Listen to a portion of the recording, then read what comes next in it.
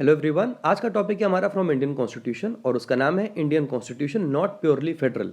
आइए इसके बारे में डिटेल्ड एनालिसिस करते हैं for the purpose of LLB exams and also for the purpose of judiciary mains. आइए देखते हैं। तो पहले समझते हैं क्या होती है फेडरल गवर्नमेंट। इसका मतलब ये होता है कि distribution of powers between the centre and the state. For example in the case of America, जहाँ पे पावर का डिस्ट्रीब्यूशन अमेरिका का जो केंद्र है और जो उसकी प्रोविंसेस या स्टेट्स हैं वहाँ ऑलमोस्ट इक्वल है। तो अगर कहीं पे पावर का distribution between centre and states almost equal या इक्वल है तो उसको हम फेडरल फॉर्म ऑफ गवर्नमेंट बोल सकते हैं। It constitutes a form of government in which power is distributed between a central authority and number of constituent territorial units। इसका मतलब हो गई स्टेट्स या प्रोविंसेस। अब देखते हैं क्या फीचर्स होते हैं एक गवर्नमेंट के जो फेडरल नेचर की है।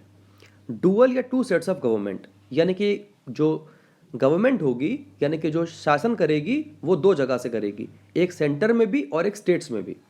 सुप्रीमेसी ऑफ कॉन्स्टिट्यूशन, इसका पर्पस ये है कि अगर आपका संविधान रिटन है और साथ ही उसी को सर्वोच्च माना जाता है, सुप्रीम माना जाता है, तो वो क्लियरली बता देगा कि किसकी पावर कहाँ पे है, यानी कि सेंटर की पावर कितनी है और स्टेट्स की पावर कितनी है। उसमें कोई भी एम्बिग्विटी, कोई भी कंफ्यूजन नहीं होगा कि पावर तुम्हारी है या मेरी है। उसमें लिखा हुआ है और वो सुप्रीम है तो वही सही है।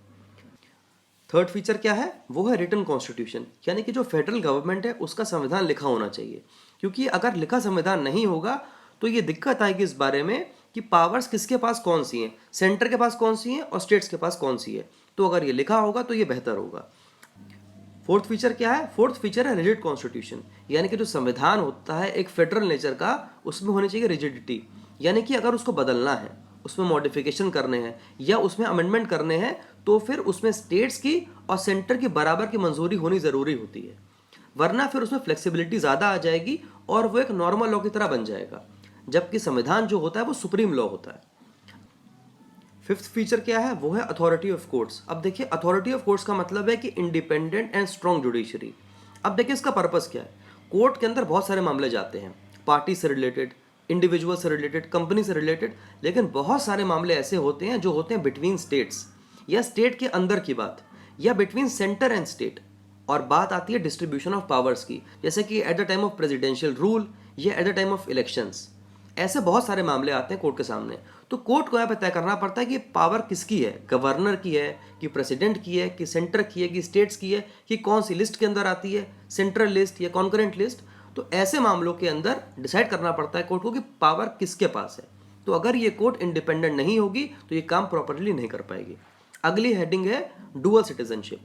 अब देखिए in the case of Jammu and Kashmir, वो एक प्योरली फेडरल स्टेट था। अगर आपको सिटीजनशिप चाहिए इंडिया की, तो आप अगर जम्मू कश्मीर के नागरिक बन चुके हैं, वहाँ की सिटीजनशिप आपको मिल चुकी है, तो फिर आप इंडिया की सिटीजनशिप के लिए अप्लाई कर सकते थे। ऐसी ही चीज़ है अमेरिका में भी, जहाँ पे डुअल सिटीजनशिप है। पर इंडिया में इस तरह का कॉन्सेप्ट नहीं है और इसीलिए कह सकते हैं कि इंडिया प्योरली फेडरल नहीं है। अब देखते हैं आगे। अब देखते हैं कि इंडिया में क्या फीचर्स हैं फेडरलिज्म के। इंडियन कॉन्स्टिट्यूशन आर्टिकल 1 में कहता है यूनियन ऑफ स्टेट्स। तो इससे पढ़ के ये लगता है कि इंडिया जो है वो यूनिटरी फॉर्म ऑफ गवर्नमेंट है, लेकिन ऐसी बात इसमें नहीं है। दूसरी बात, फेडरल वर्ड पूरे संविधान में यूज ही नहीं किया गया है, तो ये डाउट होता है कि क्या ये फेडरल है या ये यूनिटरी है। आइए देखते हैं। अ स्ट्रॉन्ग सेंटर, यानी कि इंडिया का फीचर्स कुछ अलग है, उसमें है स्ट्रॉन्ग सेंटर। जबकि अगर एक प्योरली फेडरल जगह होती तो वहाँ पे इक्वल पावर्स डिस्ट्रीब्यूशन होती between centre and states. The division of power is in favour of centre and highly inequitable from the federal angle. इसके मोस्ट इंपॉर्टेंट जो फीचर्स हैं, मोस्ट इंपॉर्टेंट जो पावर्स हैं, वो दी गई हैं यूनियन लिस्ट के अंदर अंडर शेड्यूल 7। अगली बात क्या है, states have no territorial integrity, यानी कि जो एक प्योरली फेडरल स्टेट होती तो उसके पास ये पावर होती कि वो कभी भी इस यूनियन से अलग हो सकती है, इस देश से अलग हो सकती है और खुद एक चीज़ फॉर्म कर सकती है। लेकिन ऐसी बात इंडिया के अंदर नहीं आती। अगली बात है सिंगल कॉन्स्टिट्यूशन। अगर एक प्योरली फेडरल स्टेट होती तो वहाँ पे दो संविधान होते, एक बिटवीन सेंटर का और एक होता स्टेट्स का। लेकिन इंडिया में ऐसा नहीं है, तो कह सकते हैं कि इंडिया का एक ही संविधान स्टेट्स और यूनियन पे लागू होता है, लेकिन पावर का डिस्ट्रीब्यूशन दिखाया गया है इन द 7th शेड्यूल, जहाँ पे एक लिस्ट है यूनियन लिस्ट, एक है कॉन्करेंट लिस्ट और एक है स्टेट लिस्ट। अगली बात है फ्लेक्सिबिलिटी। इंडिया का कॉन्स्टिट्यूशन प्योरली रिजिड नहीं है, उसमें फ्लेक्सिबिलिटी है, लेकिन फ्लेक्सिबिलिटी भी कुछ ज़्यादा है। अगर आप देखें अमेरिका के अंदर तो वहाँ पे 3/4 मेजोरिटी लेनी पड़ती है और फिर लगता है स्टेट्स का रेटिफिकेशन। लेकिन इंडिया के अंदर इस तरह की बात नहीं है। इंडिया के अंदर आपको अगर संविधान में चेंज करना है तो फिर 2/3 मेजोरिटी से आप उसमें चेंज कर सकते हैं। अगली चीज है इमरजेंसी प्रोविजंस।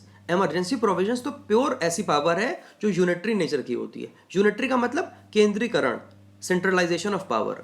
तो अगर एक जगह फेडरल है यानी कि between centre and state power distributed है तो वहां पे इस तरह का फीचर नहीं आ सकता।